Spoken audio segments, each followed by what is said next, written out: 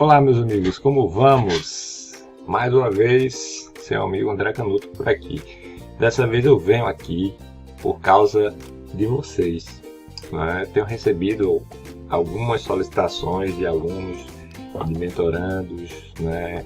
De ex-estagiários, no sentido de orientação mesmo de como guiar a carreira, né?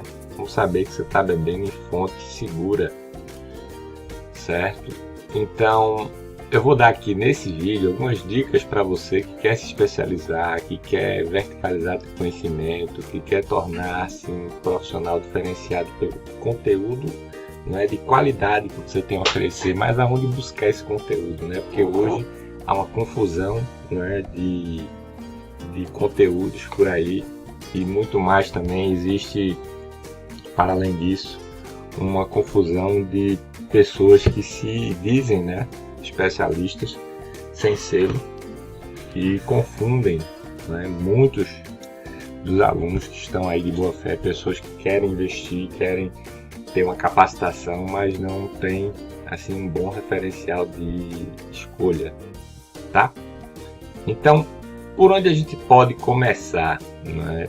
Primeiramente, é escolher, né, a área, né? E é muito difícil hoje em dia. Por exemplo, no direito, onde a gente tem uma gama muito grande de especialidades do direito. Quando eu comecei no direito, né, quase há mais de uma década atrás, né,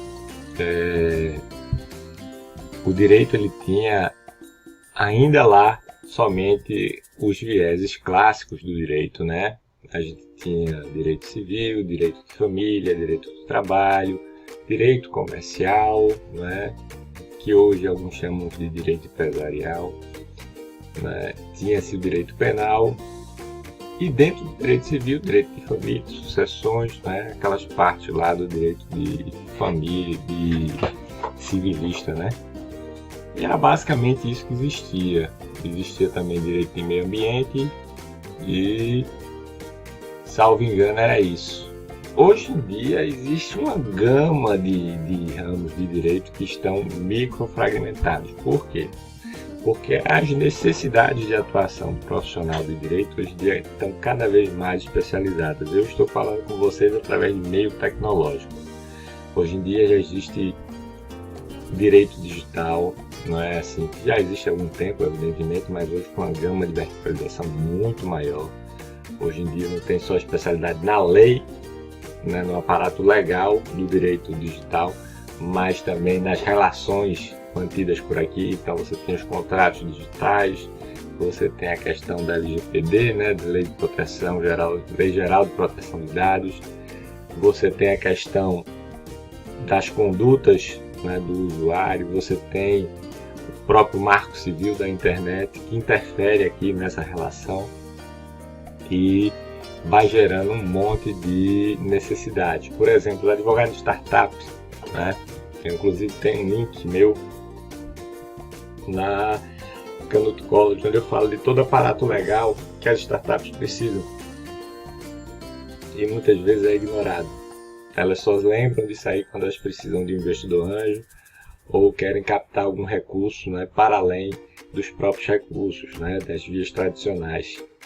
E aí se valem de um advogado especializado na área para poder auxiliá-las na captação desse recurso de forma, digamos assim, formal, né, ou de forma mais burocrática, preenchendo os requisitos legais para se candidatar a esses financiamentos, tá? E aí você tem também uma outra necessidade, né? Além de você conhecer o aparato legal, você tem que conhecer a realidade do cliente. Então, quais são as dores, né? Quais são os anseios, quais são, em realidade, falando melhor, as reais necessidades, né, do mercado para o profissional de direito. Eu vejo que hoje é necessário você fazer um filtro muito grande, mas não é nada de grande especificidade, mas um filtro muito grande no que diz respeito à qualidade, né, do conteúdo, tá? E como é que você verifica que um curso ou que uma formação é uma formação digna de ser apreciada, que você deve investir seu dinheiro ali, tá? Primeiro, antes de mais nada, você tem que ver quem é que vai ministrar essa qualificação, né? Se essa pessoa tem produção científica, se é conhecida no mercado, se não é, se o sendo, né? Se tem boas referências, se alguém já fez alguma formação com aquela pessoa, isso é importante saber. E acima de tudo, há quanto tempo essa pessoa está aí no mercado? Essa pessoa bota a pele em jogo, ela está ali no campo de batalha, ela está ali só dentro, né, da sala de aula, né? Ou ela só está ali dando palestras e dando conteúdo teórico, não é? Porque teoria você pode conseguir nisso aqui que está atrás de mim, em livros, tá? Afinal de contas, é a fonte primeira de todo conhecimento que a gente tem. E são fontes seguras, tá? Principalmente se você escolher editoras sérias, né? E autores consagrados, autores que são nominadamente conhecidos, você não vai pisar em solo instável, né? Eu aconselho sempre meus alunos, por mais resistência que eles tenham, a ler os clássicos da área de direito penal, por exemplo, tá? Então, você lê Aníbal Bruno, você lê Nelson Gria, né? Você lê Magalhães Noronha, tá? Trazendo para os mais modernos, aí você lê meu orientador de mestrado, Cláudio Brandão, você lê René Ariel Dotti, que é excelente também, professor Regis Prado, Geraldo Prado, né? Juarez Tavares, tá? São alguns autores que a gente tem como referências e excelentes referências, porque são quase todos eles doutores e pós-doutores, são pessoas que atuam no dia a dia do direito, uns mais na parte acadêmica, outros mais na parte operacional do direito, né? O professor René Ariel Dotti, por exemplo, é advogado de vastíssima experiência, né? E a gente tem mais segurança de passar essas referências para os alunos. Mas aí os alunos perguntam, para além das referências clássicas, aonde é que eu posso buscar, né, conhecimento sobre cursos, né, que me vão dar boa formação? Primeiro, a gente vai ter 3 tipos de cursos, né, que você vai poder fazer, né, que atualmente são cadastrados na CAPES como possíveis, né? O que é CAPES? CAPES é a Câmara, né? O Conselho de Especialização Profissional, né? Que é ligado ao CNPq. Então, lá na CAPES, vocês vão poder verificar os 3 cursos. Então, você vai ter a pós-graduação Lato Sensu, que é a de especialização mais simples, né? Mais estática, onde você vai cursar disciplinas e ao final do curso das disciplinas se submete a uma avaliação e recebe seu certificado. Ponto. É assim, bem simples. Se na estrito sensu, quais são os estritos sensus? Mestrado e doutorado, né? Pós-doutor também. E aí já não, aí é mais verticalizado, aí você vai se dedicar a desenvolver um projeto, uma tese, né, de pesquisa, de estudo. Aí quem vai produzir basicamente o conceito é você, né? Você vai se meter aos estudos aí das matérias ou disciplinas que a gente chama de obrigatórias. Cursado essas disciplinas obrigatórias, pagar, né, que você vai pagar esses créditos, né, na disciplina, na grade de estudos, aí você vai estar habilitado a desenvolver sua pesquisa. E aí você vai ter que produzir o seu, né, material de pesquisa, que pode ser tanto uma pesquisa qualitativa quanto uma pesquisa quantitativa, né, pode ser uma pesquisa de campo, né, e aí vai depender muito do seu método de pesquisa, tá? E aí você vai trabalhar mais como um pesquisador do direito, tá? Então aí você vai ter esse campo, e é esse campo por onde eu enveredei para fazer minha especialização, né? Já fiz uma especialização no senso, logo em seguida eu fiz o meu mestrado, né? E agora encaminhando para o doutorado. Então assim, a gente vai traçando um caminho, tá? E segue esse caminho tendo essas habilidades desenvolvidas, né, paulatinamente. E aí os alunos perguntam, mas professor, eu tenho muita ansiedade. E aí tem um caráter, não é, um fator que eu considero que tem que ser levado em conta, que é o fator emocional que você tem. Porque eu acredito que os alunos hoje eles estão mais ansiosos para entrar logo no mercado e mostrar que vieram, né? Só que não é assim que funciona, minha gente. Todo mundo que chega no mercado tem que chegar primeiro respeitando uma lei básica, né? Que é dar tempo para o mercado lhe conhecer, tá certo? E o mercado vai lhe conhecer através dos seus resultados, não é através de sua propaganda, não é através de sua, digamos assim, ideia marqueteira, e vai acontecer de jeito nenhum, certo? Porque no mercado profissional, as melhores referências sempre vêm de um ex-cliente ou atual cliente teu, tá certo? E é nesse sentido de um cliente atual ou um ex-cliente teu ou até um colega de turma teu que você vai obter os primeiros contatos de cliente, tá? Isso funciona assim para advocacia, para medicina, funciona assim também para algumas outras profissões que dependem de clientela, como arquitetos, como engenheiros, certo? Isso é um caminho, é uma jornada que todos têm que trilhar, tá? Ninguém começa do andar de cima, você começa pelo chão de fábrica, sempre, tá? Tem que ter essa humildade, você sempre começa pelo primeiro degrau, tá?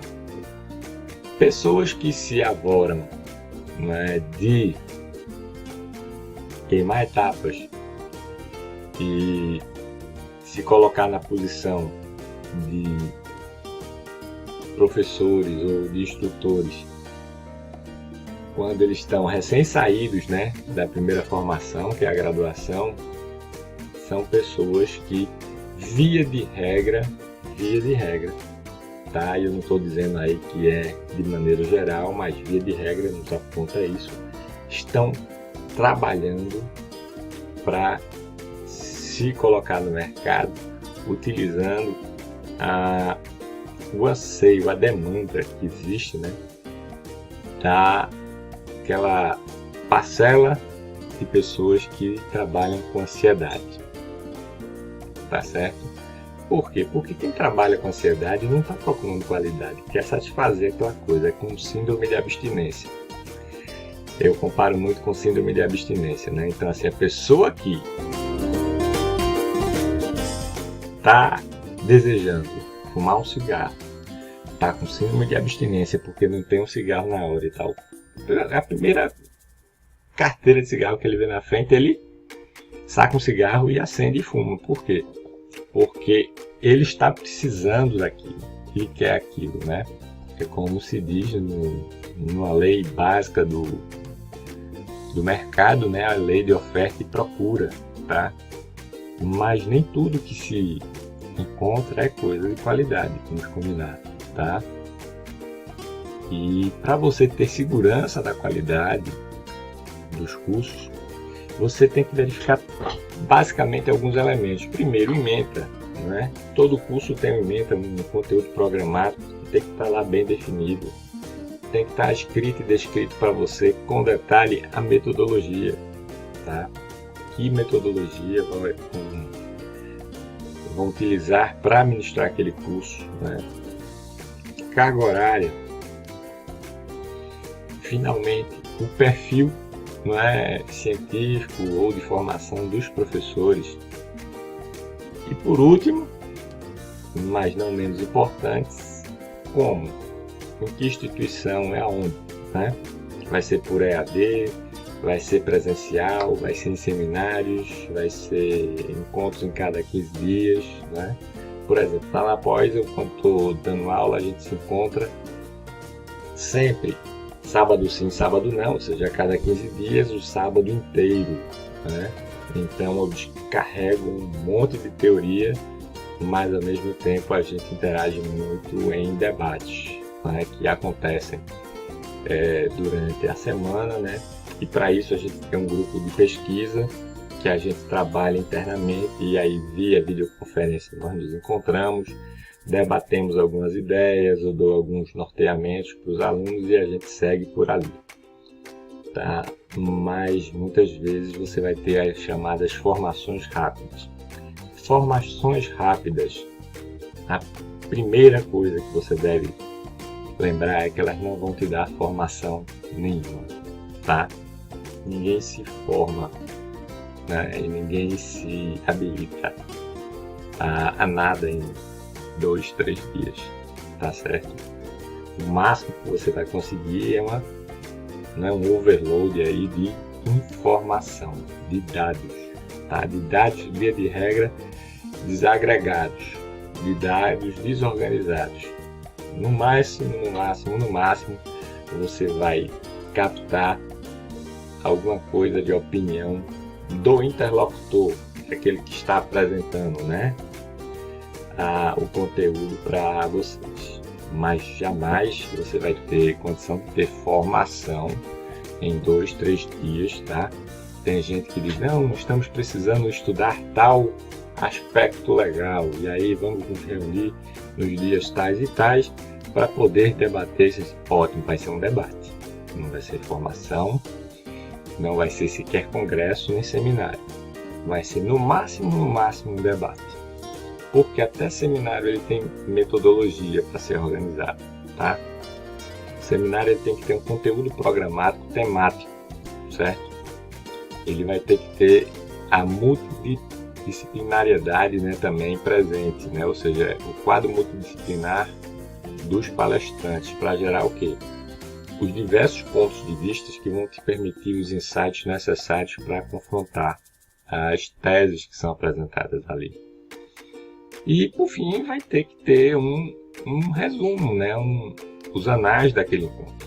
Né? Geralmente, anais você tem mais em congresso, né? Em seminários, mas, por exemplo, eu participo do Seminário Internacional do IBCCRIM, que acontece sempre em outubro, ali entre agosto e outubro, né? Em São Paulo. E lá nós temos inscrição de trabalhos científicos, debates de monografias, debates de teses dos congressistas. Você tem os polos temáticos, né? Você tem os debates das teses e você tem a conferência principal. Então você vai ter vários tipos de demandas que você vai poder suprir de conhecimento ali naquela jornada científica, né, que geralmente dura 4 a 5 dias ou um pouco mais, um pouco menos, tá? Mas via de regra, um curso de formação ele tem um período mais longo. Nunca 2 ou 3 dias, como eu estava falando, tá? Então, se você ficar tentado a participar de alguma coisa de 2 ou 3 dias, tenha certeza absoluta que isso aí não vai te dar formação alguma, tá? Isso vai te dar informação. Muitas vezes um overload dessa informação de forma desagregada, tá? E para além disso, você tem que analisar o quê? Conteúdo, né? Conteúdo geralmente de quem vai apresentar.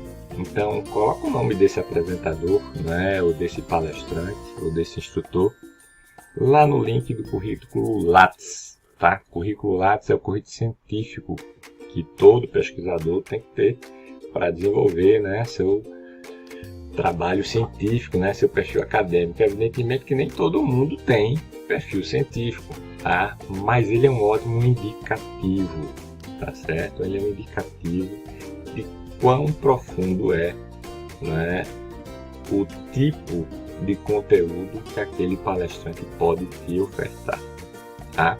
Chances há de que, se você pegar alguém com um currículo Lattes, né, que esteja sempre atualizado, que está eventualmente, né, sendo ali atualizado, é uma pessoa que tem atividade científica extremamente dinâmica e uma pessoa que está atualizada, tá? Então o seu risco vai cair muito de você se frustrar em relação ao conteúdo. Talvez se frustre na parte da apresentação, porque eu sei que tem alguns colegas da academia, né, que não tem uma verve muito grande nessa questão de apresentação pessoal.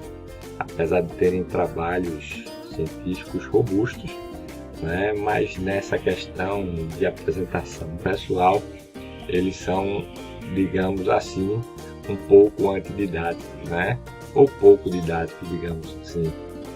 E isso também vai muito de empatia, porque a gente tem, né, evidentemente, empatia por um autor, por um outro, por um professor ou outro, que tem um estilo de apresentação que nos é mais agradável, tá?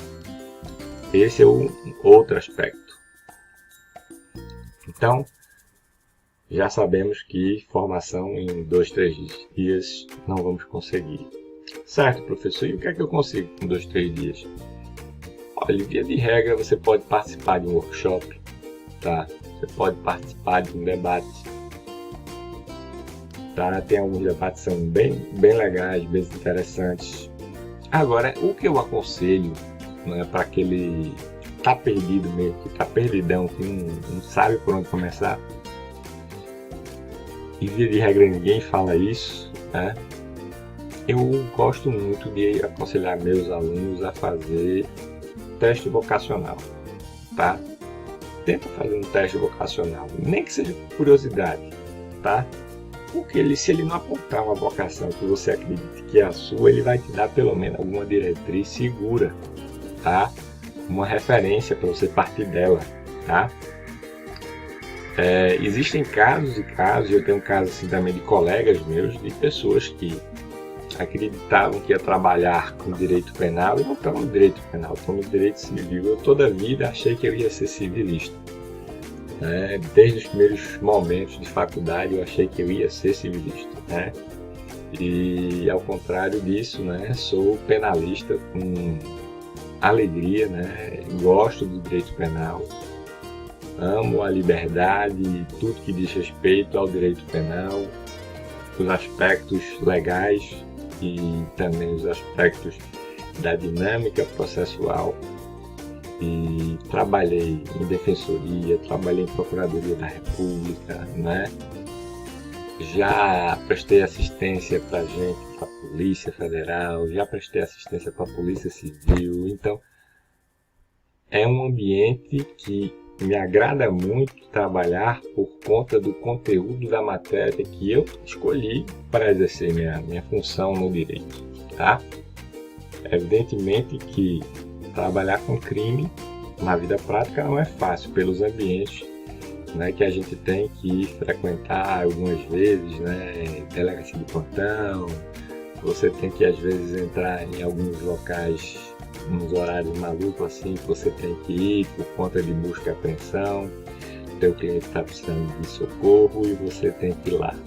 Mas é algo que sempre me foi tranquilo enfrentar, porque eu trabalho com técnica, trabalho com afinco, que é uma área que eu escolhi para mim, então não tem grandes sacrifícios, né? Então você tem que ver uma área assim, que você não meça tamanhos de sacrifício, né? Então, porque existem áreas de direito que você sequer faz audiência, né? Você praticamente trabalha uma rotina burocrática, né? Você no máximo vai fazer sustentação oral.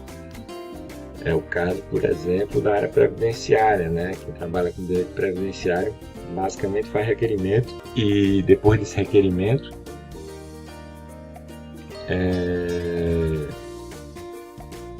vai ter, né, a questão de uma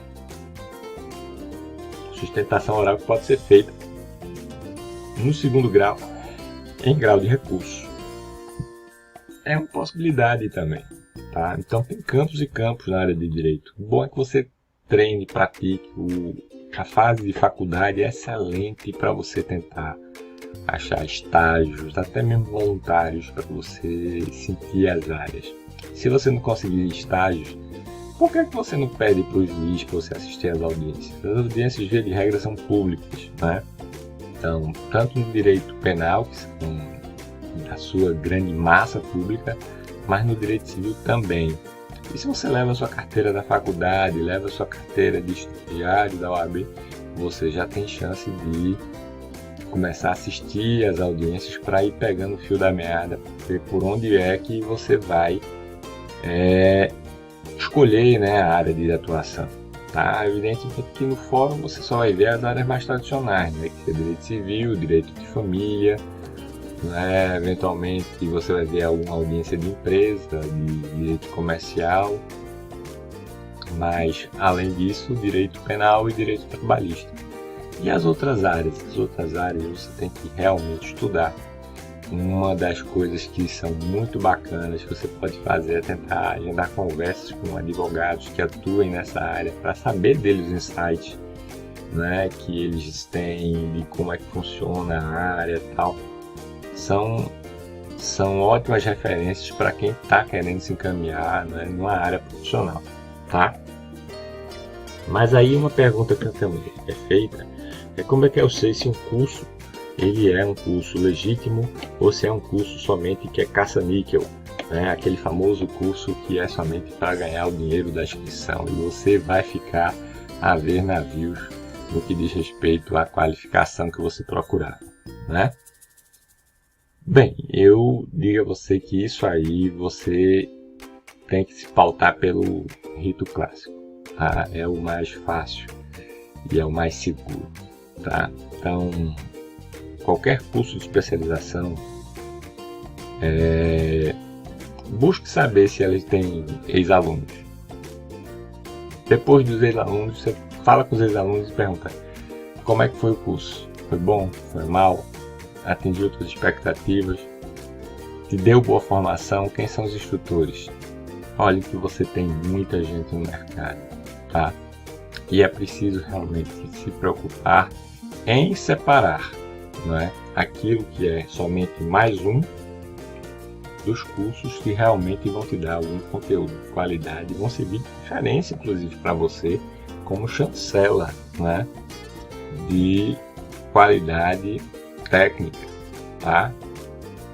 E isso é uma coisa muito importante, né, de se preocupar de fato, né? Tem gente que nem se importa com isso, né? Só quer fazer coleção de certificado, mas eu acho que também o teor, né, que está por trás do certificado, que é as referências, a questão da qualidade da instituição, dos instrutores, dos professores, também é muito importante, tá? Um outro aspecto que revela muito é o ambiente de formação. Muitas dessas formações relâmpagos acontecem, via de regra, ou em hotéis ou em salas alugadas, que são rapidamente estruturadas e com uma estrutura assim, às vezes até meio precária, onde você vai ter aqueles 2-3 dias e acabou-se, né? E eu pergunto para vocês, de fato você consegue aprender alguma coisa nesses 2-3 dias? Não vai conseguir, né? E se você visita o local do curso, que aqui é a outra dica, já te dá uma pista de como profissional ele é, tá? Cursos mais profissionais, eles são mais bem estruturados, né? São mais bem organizados. O ambiente profissional, ele é também bem característico do local onde vai acontecer o curso. E assim a gente vai, né, caminhando para a formação de qualidade, tá certo? E não assim mais uma, né, para você ter apenas mais um certificado que talvez nem seja reconhecido pelo mercado, tá? Que a gente via de regra quer agregar valor, tá bom? E aí, continuando, né, nessa caminhada, você vai ter a especialização acadêmica, tá? Eu falei até agora da especialização profissional. Especialização acadêmica, você só tem um caminho: mestrado e doutorado, tá? Então, Fazer o mestrado e o doutorado é o básico de quem quer ir para uma especialização acadêmica. Muitas vezes a pessoa vai e envereda pelo pós-doutor, né? Faz pós-doutorado em várias áreas, depois vai fazer a livre docência, né? E aí você fica realmente, sim, no topo da cadeia acadêmica, né? E isso é coisa de pessoas que estão realmente empenhadas em verticalizar seu conhecimento, né? Em se colocar à prova, não é, de maneira robusta, para demonstrar o seu, né, sua expertise, né, e ser colocado à prova. Né? Porque, por exemplo, uma banca de mestrado, você tem 3 doutores ali lhe avaliando. Numa banca de doutorado, você tem ali 6 doutores lhe avaliando. Tá? Então você é submetido a um filtro muito rigoroso, né, no campo técnico. Tá? Você tem que ter uma produção científica. Muitos que eu conheço, né, fazem produção científica aqui no Brasil e fora. Tá? Eu, por exemplo, busco todo ano publicar um artigo meu no exterior e um artigo aqui internamente, em publicações que pontuem no currículo Lattes, né? E essa pontuação você verifica lá na CAPES, num site chamado Periódicos, tá certo? Então, isso aí também é um aspecto que você pode levar em conta se você vê que tem publicações, né, robustas, científicas, né? Porque essas publicações científicas, via de regra, são submetidas ao conselho editorial. É um conselho editorial científico, ele avalia a qualidade do conteúdo que está ali, para poder se chamar aquilo ali de artigo científico, de trabalho de pesquisa. Tá?